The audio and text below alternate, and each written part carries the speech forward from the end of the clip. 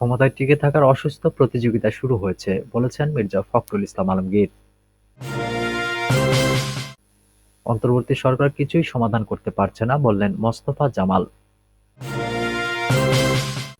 এদিকে দেশের সব খেলার মাঠ, পার্ক, উদ্যানে স্থাপনা বন্ধের দাবি। সর্বশেষ জানাবো, সেনা কল্যাণ সংস্থার প্যাভিলিয়নে উপচে পড়া ভিড়। এতক্ষণ শুনছিলেন সংবাদ শিরোনাম, এবারে বিস্তারিত। ক্ষমতায় টিকে থাকার অসুস্থ প্রতিযোগিতা শুরু হয়েছে, বললেন মির্জা ফখরুল।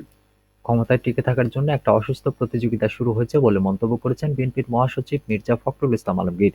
তিনি বলেছেন, শেখ হাসিনা পালিয়ে যাওয়ার পর থেকে আমরা কেন জানি নিজেদের মধ্যে বিশ্বাস ফিরিয়ে আনতে পারছি না, ঐক্যের জায়গায় থাকতে পারছি না। কি দুর্ভাগ্য, এখন যেটা শুরু হয়েছে এটা সুস্থ ব্যাপার না। ক্ষমতায় টিকে থাকার জন্য একটা অসুস্থ প্রতিযোগিতা শুরু হয়েছে। ক্ষমতায় তখনই টিকে থাকতে পারবেন যখন এখানে একটা স্থিতিশীলতা আসবে। গুলশানে বিএনপির চেয়ারপারসনের রাজনৈতিক কার্যালয়ে এক সংবাদ সম্মেলনে একথা বলেন তিনি। খালেদা জিয়ার কোর্টে দেওয়া জবানবন্দির উপর রচিত রাজবন্দির জবানবন্দি শীর্ষক বইয়ের মোড়ক উন্মোচন অনুষ্ঠান উপলক্ষে সংবাদ সম্মেলনের আয়োজন করা হয়। মির্জা ফখরুল বলেন, সংস্কার সংস্কার বলা হচ্ছে, আর এই সংস্কার তো আমরাই প্রথম শুরু করেছি। জিয়াউর রহমান প্রথম সংস্কার করেছেন, একদলীয় শাসন ব্যবস্থা থেকে বহুদলীয় গণতন্ত্র ফিরিয়ে এনেছেন। সংবাদপত্রের স্বাধীনতা, মুক্তবাজার অর্থনীতি নিয়ে এসেছেন। জিয়াউর রহমানের ১৯ দফায় বড় সংস্কার।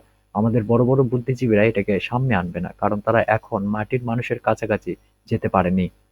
বিএনপির মহাসচিব বলেন, মোবাইল এখন যুদ্ধের সবচেয়ে বড় হাতিয়ার। আমরা অনেকে এটা উপলব্ধি করতে পারি না।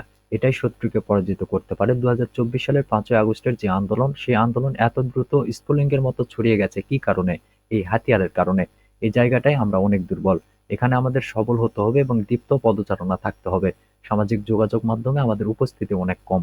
খালেদা জিয়ার জবানবন্দির উপর রচিত বই একটা ইতিহাস উল্লেখ করে মির্জা ফখরুল বলেন, খালেদা জিয়ার জবানবন্দি একটা ইতিহাস।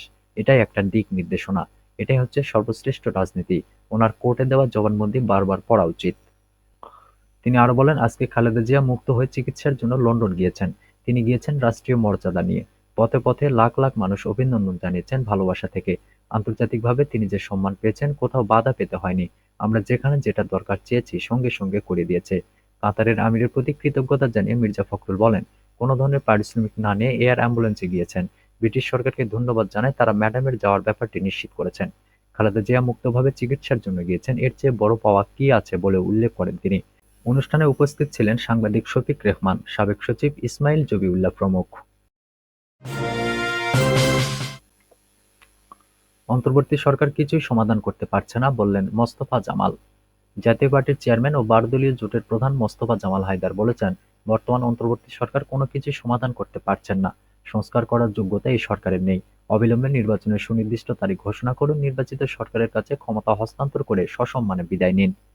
জাতীয় প্রেসক্লাবের সামনে ১২ দলীয় জোটের উদ্যোগে দ্রুত নির্বাচনের রোডম্যাপ ঘোষণা, ফ্যাসিস্ট আওয়ামী স্বৈরাচারের রাজনৈতিক ও প্রশাসনিক দোসরদের গ্রেপ্তার এবং বিচার দাবিতে এক বিক্ষোভ সমাবেশে প্রধান অতিথির বক্তব্যে তিনি এসব কথা বলেন। মোস্তফা জামাল হায়দার বলেন, অন্তর্বর্তীকালীন সরকার গ্যাসের দাম বৃদ্ধি করতে চায়। এতে করে দেশের শিল্প কারখানা ধ্বংস হয়ে যাবে। অতীতে শেখ হাসিনার সরকারও দ্রব্যমূল্য বৃদ্ধির মাধ্যমে দেশের কলকারখানা ধ্বংসের দ্বারপ্রান্তে নিয়ে গেছে। এখন বর্তমান সরকারকেও সেরকমই একটা সরকার মনে করব। আমি বলবো, আগুনে হাত দেবেন না। শ্রমিক অসন্তোষের মুখে গ্যাসের দাম বাড়িয়ে কলকারখানা ধ্বংস করবেন না। মানুষের অসন্তোষ বৃদ্ধি করবেন না। তিনি বিএনপির চেয়ারপারসনের সুস্থতা কামনা করে বলেন, খালেদা জিয়া উন্নত চিকিৎসার জন্য বিদেশ গেছেন। আল্লাহ তাকে সুস্থ করে দিয়ে আমাদের মাঝে ফিরিয়ে আনার ব্যবস্থা করুন। অনেকেই তাকে মাইনাস করার কথা বলছেন, কিন্তু এ ধরনের চক্রান্ত দেশের ছাত্র জনতা কোনোভাবে সহ্য করবে না। বাংলাদেশ লিবারেল ডেমোক্রেটিক পার্টির চেয়ারম্যান শাহাদাত হোসেন সেলিম বলেন, জনগণ যা চায় তা বুঝে অবিলম্বে ২০২৫ সালের জুনের মধ্যেই নির্বাচন দিন। ভোটারের বয়স ১৭ এবং নির্বাচনে প্রার্থী হওয়ার বয়স করতে চান ২১ বছর। দুটোই সংবিধানের সঙ্গে সাংঘর্ষিক। আমরা বলব, দেশে কচিকাঁচার সংসদ গড়বেন না। আপনাদের উদ্দেশ্য নিয়ে সন্দেহ রয়েছে। ৫ মাস ধরে কিছুই করতে পারছেন না। আইনশৃঙ্খলা, নিত্যপণ্যের বাজার, কোথাও শৃঙ্খলা আনতে পারছেন না। আমাদের মাঠে নামতে বাধ্য করবেন না, কারণ আমাদের মাঠে নামার অভিজ্ঞতা আছে। সুনাম রক্ষা করতে চাইলে দ্রুত নির্বাচনের রোডম্যাপ ঘোষণা করুন। কোনো উচ্চাকাঙ্ক্ষা বাস্তবায়নের জন্য কারো হাতিয়ার হবেন না। দেশের সব খেলার মাঠ, পার্ক, উদ্যানে স্থাপনা বন্ধের দাবি। দেশের সব খেলার মাঠ, পার্ক ও উদ্যানে স্থাপনা বন্ধসহ জনসাধারণের জন্য উন্মুক্ত করার দাবি জানিয়েছে পরিবেশবাদী যুব সংগঠন গ্রিন ভয়েস। এছাড়াও খেলার মাঠ, উন্মুক্ত স্থান, উদ্যান এবং প্রাকৃতিক জলাধার সংরক্ষণ আইন ২০০০ বাস্তবায়নের দাবি জানিয়েছে সংগঠনটি। জাতীয় প্রেসক্লাবের সামনে আয়োজিত এক যুব সমাবেশে এসব দাবি জানানো হয়। সমাবেশ থেকে আরও কয়েকটি দাবি জানানো হয়েছে। দাবিগুলো হলো শহীদ আনোয়ারা উদ্যান জনসাধারণের জন্য উন্মুক্ত করতে হবে, পান্থকুঞ্জ পার্কের অরণ্য ফিরিয়ে দিতে হবে, কারওয়ান বাজার থেকে পলাশী পর্যন্ত এক্সপ্রেসওয়ে প্রকল্প বাতিল করতে হবে, সবুজে ঘেরা ওসমানী উদ্যান পূর্বের অবস্থায় ফিরিয়ে দিতে হবে, তাজউদ্দিন পার্কের ইজারা বাতিল করতে হবে এবং সব মাঠের অভ্যন্তরে নতুন পুরাতন সব স্থাপনা অপসারণ করতে হবে। সমাবেশে গ্রিন ভয়েসের প্রধান সমন্বয়ক এবং বাংলাদেশ পরিবেশ আন্দোলনের সাধারণ সম্পাদক আলমগীর কবির বলেন, খেলার মাঠ, উন্মুক্ত স্থান, উদ্যান এবং প্রাকৃতিক জলাধার সংরক্ষণ আইন ২০০০-কে বৃদ্ধাঙ্গুলি দেখিয়ে মাঠ, পার্ক, উদ্যানে উন্নয়নের নামে ওসমানী উদ্যান গত ৬ বছর ধরে বন্ধ করে রেখেছে। ধানমন্ডি মাঠে জনসাধারণ প্রবেশ করতে পারছে না। তাজউদ্দিন আহমেদ পার্ক লিজ দেওয়া হয়েছে। সারা দেশের খেলার মাঠ, উদ্যান এবং পার্কের একই অবস্থা। তিনি বলেন, ধানমন্ডি মাঠ সবুজ ভূমিটির একসময় উন্মুক্ত ছিল, কিন্তু ২০০৯ সালে ধানমন্ডি ক্লাবের নাম পরিবর্তন করে শেখ জামাল ধানমন্ডি ক্লাব লিমিটেড করার পরপরই মাঠটি ঘিরে ফেলা হয়। বন্ধ হয়ে যায় সর্বসাধারণের বিচরণ ও খেলাধুলা। ধানমন্ডি মাঠসহ সারা দেশে সরকারের বিভিন্ন সংস্থার তত্ত্বাবধানে থাকা খেলার মাঠগুলো আসলে সর্বসাধারণের এজমালি মালিকানাধীন সম্পত্তি। এর উপর ব্যক্তির বা গোষ্ঠীর বা কোম্পানির মালিকানা চাপিয়ে দেওয়া লুণ্ঠনেরই আরেক নাম। তিনি আরো বলেন, রাজধানীর ব্যস্ততম এলাকা ফার্মগেটে শহীদ আনোয়ারা পার্ক ছিল এলাকার মানুষের কাছে আশীর্বাদ স্বরূপ। একসময় হাজারো মানুষ ছোট্ট উদ্যানটিতে হাঁটাচলা করত, শিশুরা খেলতো, কম আয়ের মানুষ ক্লান্তি দূর করতে জিরিয়ে নিত। কিন্তু মেট্রো রেলের অফিস এবং অবকাঠামো রাখায় বন্ধ রয়েছে গণ অভ্যুত্থানের স্মৃতি বিজড়িত পার্কটি। বছর কয়েক আগেও ফার্মগেটের গা ঘেঁষা ছোট্ট এই উদ্যানটি ছিল সবুজ গাছগাছালিতে ভরা। সেখানে এখন রাখা হয়েছে নির্মাণ সামগ্রী। আলমগীর কবির বলেন, পান্থকুঞ্জ পার্কে এলিভেটেড এক্সপ্রেসওয়ে প্রকল্পের কাজের ফলে পরিবেশ ও প্রাণবৈচিত্র্যের বিপন্ন হয়েছে। পার্কের গাছ কেটে গড়ে তোলা হয়েছে অনেক স্থাপনা। সেনা কল্যাণ সংস্থার প্যাভিলিয়নে উপচে পড়া ভিড়।